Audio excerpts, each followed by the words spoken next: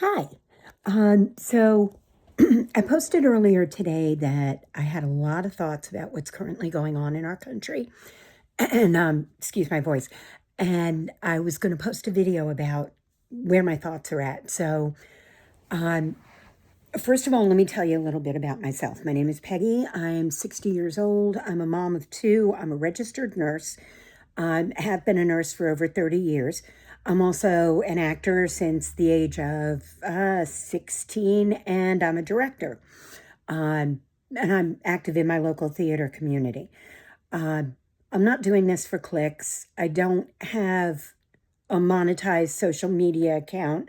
I don't earn my living from posting videos or anything like that. But um, there's a few things that have been on my mind, and I kind of want to share that, especially since I seem to have had a big uptick in followers on Threads. So thank you guys for following me because that means a lot. Usually I shitpost, I post funny stories about my family.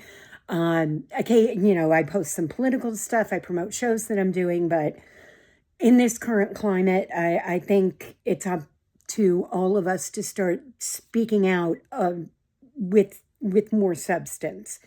So, number one, I've been seeing a lot of videos about, people being grabbed off the streets and people expressing shock that they're grabbing up white people. Why are they grabbing up white people? When there's something that we all need to understand.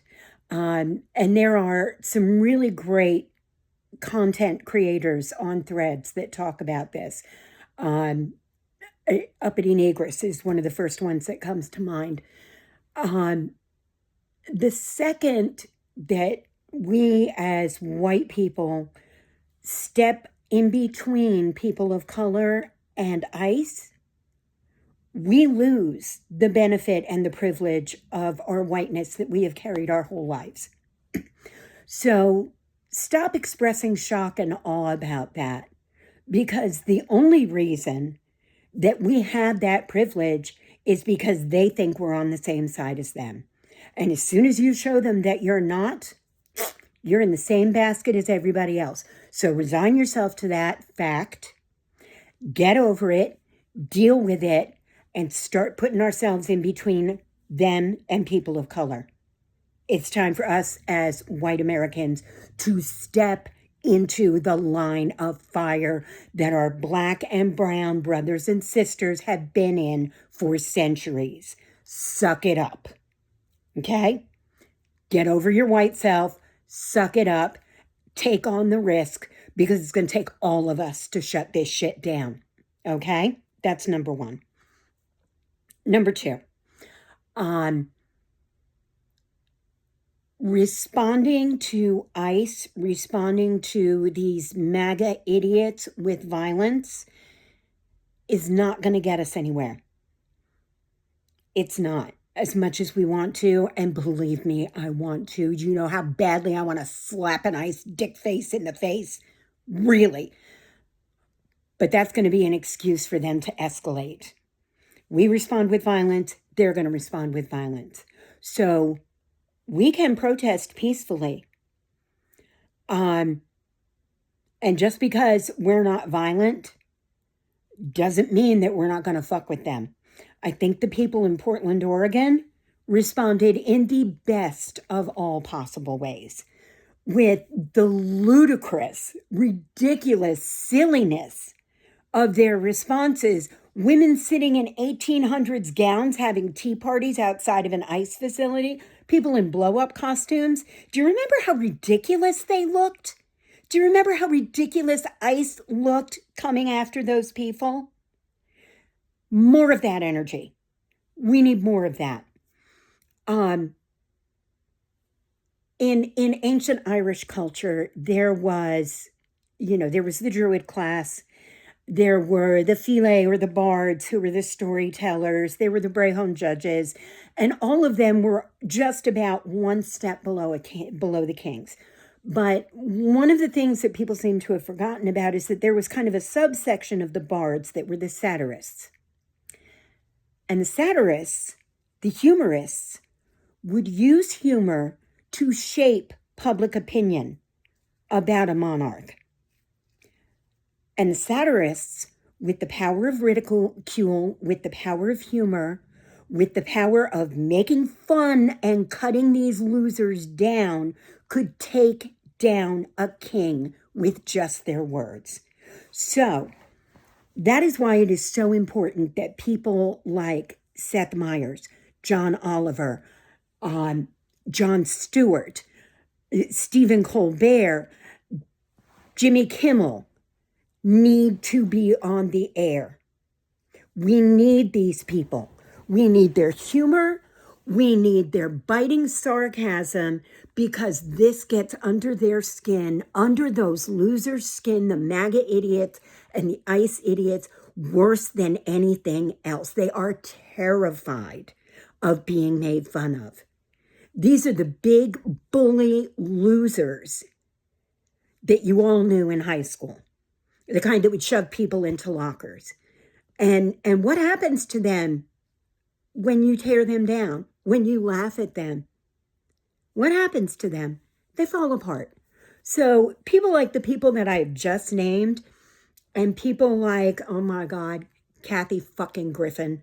Girl, I fucking love you. I've been a fan of yours since that show you did with Brooke Shields. I adore you.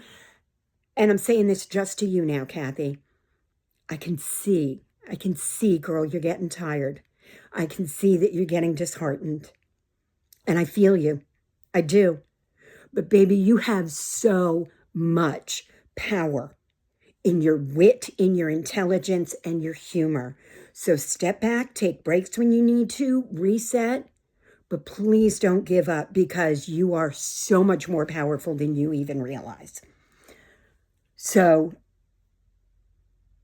we need to keep coming at these guys with humor. If you're at a protest, make fun of them. Look at them, go, oh my God, you guys are such a cute couple. You should kiss. Shit like that. Strip their masculinity away from them. Ask them if their mother dressed them that morning. Do that kind of shit. Make them feel like the most pathetic, weaselly, scumbag, unlovable losers, because they are. And keep fighting. We got to keep fighting. I mean, I'm at home right now because I'm recovering from surgery, so I can't be out there protesting. But I can amplify posts that are showing what's going on in Minneapolis. I can amplify posts about Sasha's story, and please, God, keep amplifying his story, their story. I'm sorry. Their pronouns are they, them. Amplify their story. I can keep posting and shouting into the social media void, release the Epstein files. I can keep screaming at Hakeem Jeffries and telling him, get your head out of your fucking ass. Stop talking about culture war and affordability issues, because we are in the middle of a fascist takeover. And you can do that too. Even if you can't get out. Even if you can't go to a protest, you can continue amplifying things that people need to see, so that you can fight the algorithm, so that you can fight the suppression on Threads, on Meta, on Instagram. Keep pushing the message out there. I do believe it's going to get worse before it gets better. I do. I do think that more Americans are going to be attacked. I think that more Americans are going to die. But I think we're going to win. Historically, it's been shown that a regime cannot stand when they lose the support of more than 3.5% of the population. It happened in the Philippines. It happened in Eastern Europe, in multiple countries. It has been historically proven over and over again that when they get to that 3.5% of the population tipping point, regimes fall. So we need to keep pushing. And we need to have each other's backs. And we need to support our Black and brown brothers and sisters. They've been fighting this fight for centuries. It's our fucking time to step up. Love you guys.